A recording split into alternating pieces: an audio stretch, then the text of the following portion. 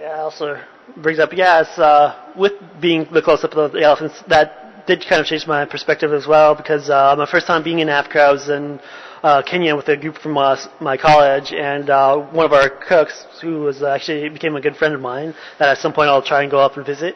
But yeah, he was just telling us some of the times that we'd go out on our game drives. He'd be in his tent and elephants would be around, and he was just totally scared to death of them, and was just kind of in his tent, like praying, like, okay, hopefully they don't notice me. So that kind of made us worry that, okay, elephants are kind of things you don't want to run into in the wild, but here I've just had so many amazing elephant experiences, just being on the back of the vehicle, and a lot of them just being so close, and a lot of youngsters kind of checking us out, and the mothers just being fine, just going right behind us, feeding, continue on, not really even bothering. And then one of my favorite experiences was there was the one bull male that kind of played leapfrog with us to the watering hole. It was Peter and myself who came across him. He first kind of checked us out and let us know, okay, he was a little bit bigger, and then we just moved back a little bit. He just walked kind of in front of the vehicle again, and then we knew he was heading to the watering hole, and we kind of reversed it there. And whenever we'd drive, he'd kind of run a little bit. We'd stop. He'd stop, and just kind of play leapfrog all the way down. So that was a fun experience.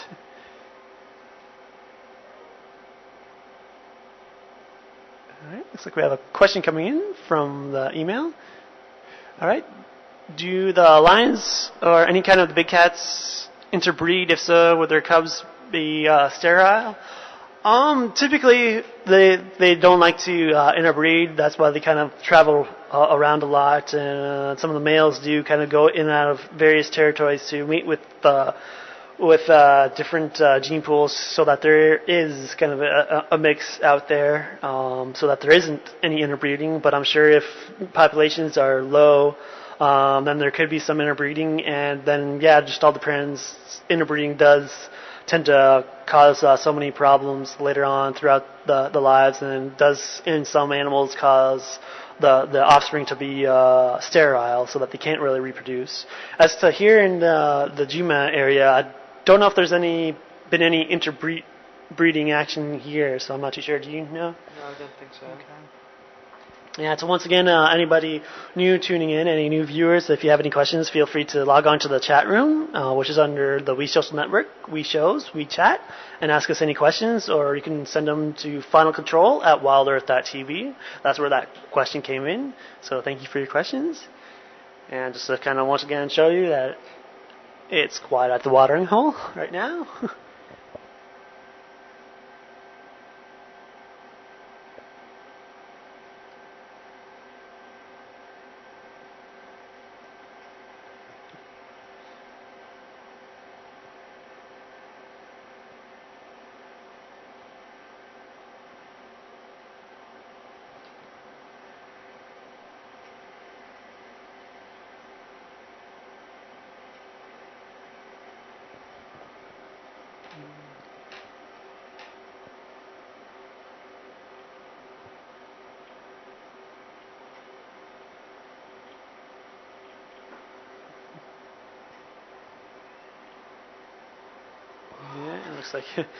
Looks like people are still kind of commenting on various snakes and everything.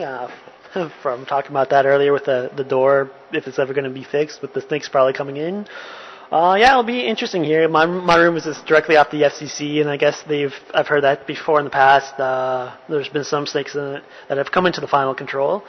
And so, it'll be interesting. I'm not too worried about it. I usually kind of check things out before I go to bed, and kind of when I wake up, I'm a little cautious. And the other good thing is my one lost bag is finally out here in the bush. I just was able to check an email that Pippa, the owner of Juma, managed to pick it up from Grandma and Emily's and brought it back to where I have my snake tongs in it. So if any snakes do kind of come into the FCC, we can safely handle them out. To where snake tongs is just another type of instrument used to help study snakes. It's almost like a snake hook, but it's tongs, like it says, to help you pick up the snakes or various other things at a safe distance. So.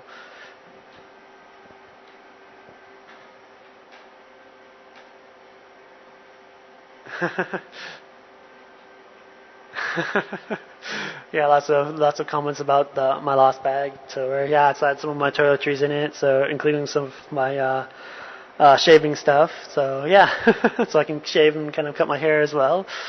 And also have some other things in the bag that will be useful. I have my flashlights or torches in there, which would be really useful around here because there's been lots of animals that have come behind the camp and wanted to kind of go get a little bit closer with my video camera to try and film because I have infrared capabilities on mine that I can record stuff. All right, we got another question coming in.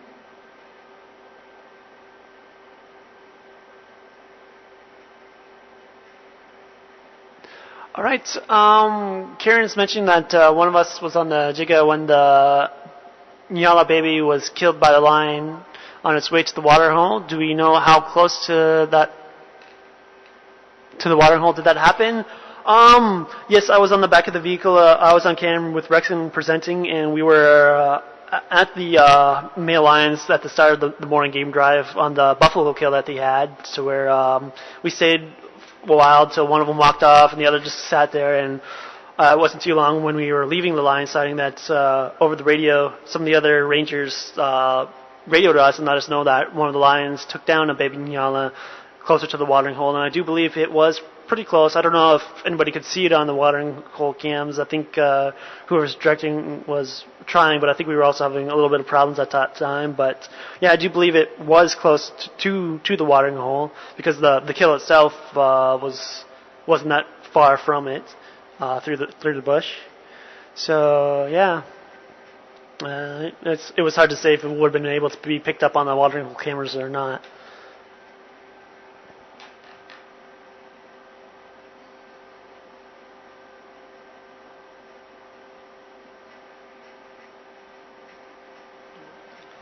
It's just amazing the last drive I was on, the amount of bugs that's just all around you all the time. And yeah, the Christmas beetles and everything. And last night when we walked up to Yuri's house to go and look at the moss and so forth, yeah, just a crazy amount of bugs, especially if you have a torch or a flashlight with you.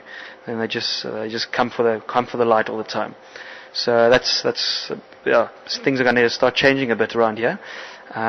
There's also got a few mosquitoes in my room last night, which is never that much fun. But yeah, it's part of the place and the area we live in. So yeah, the sooner you get used to it, the better. I'm one of those people in the beginning the mosquitoes bite me, but hopefully after a while they normally stop. So yeah, I'm looking forward to them stopping. So yeah, mosquitoes and a lot of insects all around camp. We have to at night we keep our lights off, just to make sure that the mosquitoes and all the stuff don't come into our rooms. And but during the day, there's not that many bugs actually. So it's normally at night when they come out, when there's some sharp light and so forth. Yeah, the bugs are crazy. Last night when I was out on a game drive near the end, just the little monitor that we use in the back was just kind of covered with them. To where, yeah, at some point we're going to see if the camera can't focus down on there, but I think it might be a little too close. But yeah, it was definitely interesting with all of them being there and kind of driving along, hitting us as we go along. And I was actually expecting it to be kind of ironic because Rexon was just talking about, I think it was Rob before that got a beetle in his ear, and Rexon was telling that story, and I thought that it would be kind of an ironic thing if a bug ended up getting into my ear, but thankfully it didn't. So yeah, still safe with that for right now. Yeah, I've had a few bugs up my nose and in my eyes and stuff, but luckily not in my ear because that would be a bit uncomfortable. I can believe.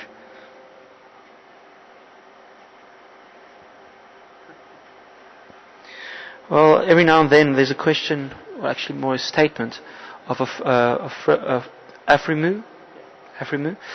She's saying, do the buffalo wander near camp? Every now and then we've got some buffalo around camp, and I think they do tend to bring some more flies around.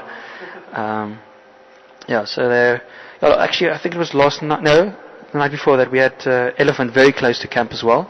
It was actually just by the workshop, coming very close to us, and yeah, very relaxed. It's always nice to see that elephants are getting more and more used to people, and that means we can get closer to them, they can get closer to us. And most of the times they just, as well as us, are just very curious and they just want to come and check things out.